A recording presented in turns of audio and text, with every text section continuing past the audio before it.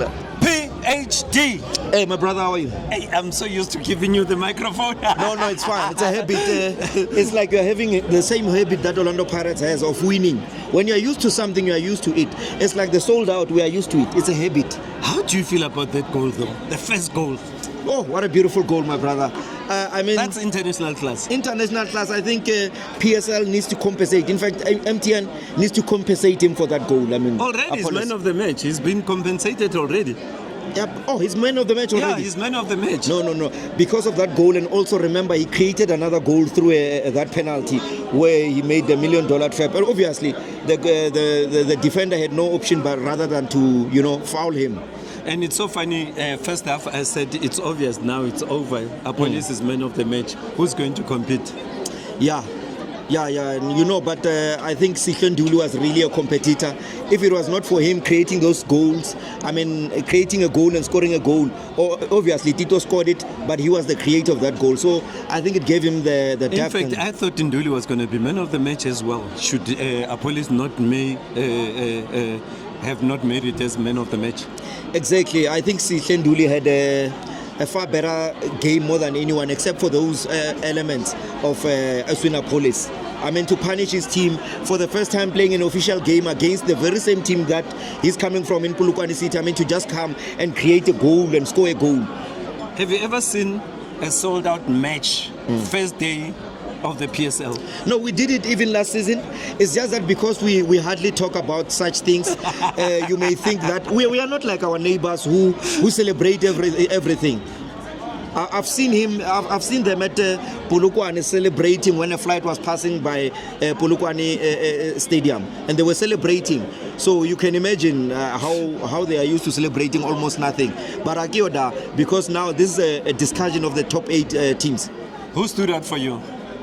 Sihle Nduli, as I'm saying, he stood out for me. I mean, it's not easy filling up the shoes of midfielder of the season in Makhetleni Makaola, coming in at your first official match and having to, play that way. That was jersey exceptional. Number 32, Baba. Yo, what reminded me of Okonkwo. No, I must say I share the very same sentiment. Coming into this team, I mean, in your first match, being introduced at the second half of the match and just playing in that way in a sold out Orlando Stadium, you can imagine the pressure. And for him to perform in that way, in a sold out Orlando Stadium, that can tell you that how much of a quality player he is. If you look at him coming very deep as a CDM, or you can play him as a CDM or an attacking, but you can tell that he wanted to shoot, but unfortunately he was far away. But that element of him wanting to shoot, it tells you what he has a cracker in his you foot. could see he wanted to shoot. Yes, I could see an element of Okonkwo, not only in height but in physique. I think we've got a serious and the bravery as well of Tito Patrick Maswanganyi. I mean, to allow himself, knowing the controversial that could come with him missing a goal or a penalty, but he took it very nicely. You know, Tito is brave though. Yeah. When you are Tito Maswanganyi, I mean, someone who attempts to wear a jersey number 10 here in this team, you need to be brave. I mean, the last person who made a trademark in terms of jersey number 10 was the great Jomo Sono. You need to be brave. You need to be brave. Yo, I think, after seeing what I'm seeing now, I'm hoping for Sundowns match. Yes. Pirates, Sundowns, sorry. That's what I meant to say. I'm also hoping for that because it will allow us to play Sundowns home and away, and it could bring a lot of talk in terms of football. But if we were to also for me, I just want it to be a sold-out affair. It's going to be definitely a sold-out. You cannot, obviously, where Pirates is, it has to be a sold-out. But if it was according to you, yes, who would you like to meet? I said Sundowns. I definitely want to meet Sundowns. And then in the final, should you beat Sundowns? Or will you even beat Sundowns? Anyone who's willing to suffer the wrath of Orlando Pirates. But can we talk about the second goal also? A goal that came from Sipho Chayine to Mbogazi. Mbogazi then gave it to Tito Patrick Maswanganyi. If you can tell all these players, it came from the goalkeeper of the season, Sipho Chayine, and he gave young promising player of the Nedbank in Mbogazi. And again, he gave to Tito Maswanganyi, whom Tito Maswanganyi was the players player of the year 2023-2024 season. And then not only that, he gave to Relebohile Mofokeng, young player of the season. 2024-2025 season, Relebohile Mofokeng delivered $1 million cross to Oswinapolis. Bafana player. Bafana player.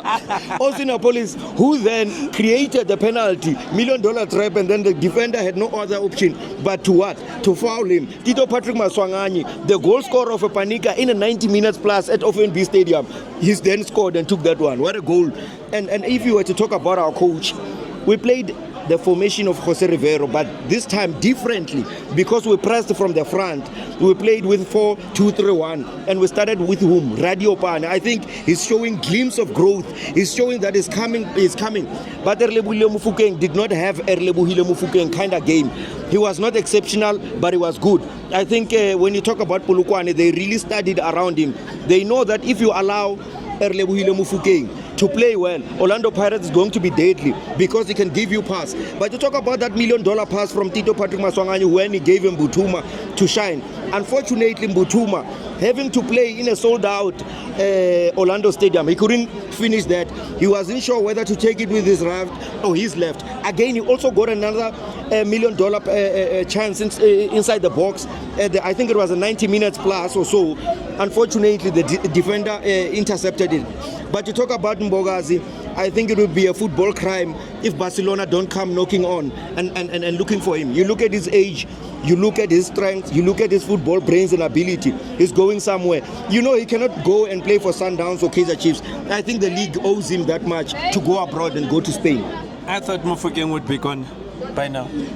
You know, one thing I like about Orlando Pirates in terms of Relebohile Mofokeng is the fact that each season there's growth.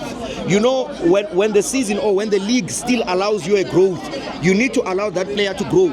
But when you've reached a position of not growing, therefore you can say, no, that player can go because there's no space for growth. But now there's still space for growth. He needs to grow.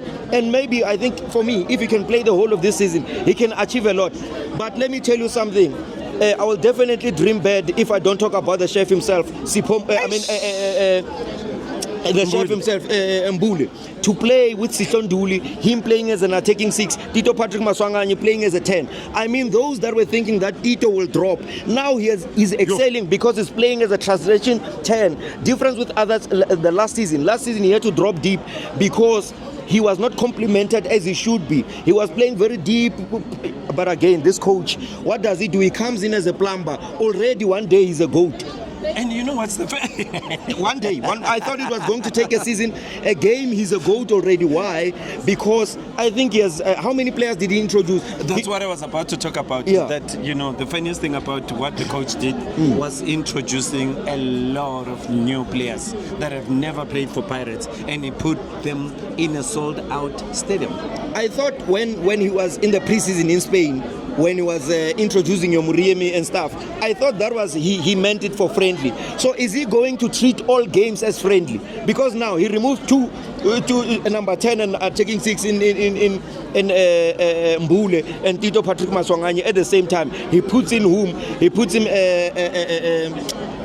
he puts in Kabelo Dlamini and Cairo, and Moreau, that guy. So for him to do that and those guys showing that glimpse, it's like everyone wants to take the first 11 position. But again, it doesn't end there. Siponduli, who has quite an exceptional game, he then introduces him, replaces him with another Cocomelon. This guy, he should be, I need to go tomorrow and open a case against our coach, Abdeslam. He cannot do this over and over. When we think we are excited about the first 11, you then replaces them with the whole player. He replaced number 6, taking a number 8, and then he introduced again number 10. I think he fiddled with everybody apart from Mofokeng and the back line, basically. If you've got a PhD eye of understanding, you'll realize that Muremi is a perfect replacement for Nkota if it is not going. And for them to give you a jersey number 11, you know what jersey number 11 has in terms of the sentimental values of this club. Muremi, what a quiet player. For him to come today and play the way he did, it shows that he will have. And one thing I like about the coach is rotation. He's really proving I mean, quality after quality. When you look at the bench, you become so excited. And I think SABC and SuperSport has made quite a lot of money with the brand of football that was played here and displayed. But you take nothing away from Polokwane City, whom I think defensively, so even in on and off the ball, they were so exceptional. Any last words, PhD? No, my last words would be CBC loves money. Because already he's giving a player of the season's contender already again. I thought he would be excited. He's playing like a Zulu warrior. I mean, if you know, some people, you give them just 3,000, they go crazy. CBC comes here sober, level-headed. I haven't seen him making a mistake the whole entire game. Do you think Bruce is going to have it easy choosing the squad this season? Because Sundowns is on fire, Pirates is on fire. Yes. Kaizer Chiefs just won Nedbank. No, please, you see, this is where you get it wrong. We are talking about big teams and then you go and mention a team that is not even in the top 8. We are talking about the MTN 8 here, and you are busy talking about people that are not even here. You know, you're killing my appetite of football. No. You can't talk about Chiefs while we are talking about Sundowns, Chiefs, Polokwane City and the likes. We know the importance of Kaizer Chiefs. We know its importance in terms of support, in terms of business sense. But now, in terms of football-wise, they need to come and revisit, the training grounds. Those facilities are very expensive for them not to be in the top 8. PhD uyakhuluma. Thank you. That was PhD.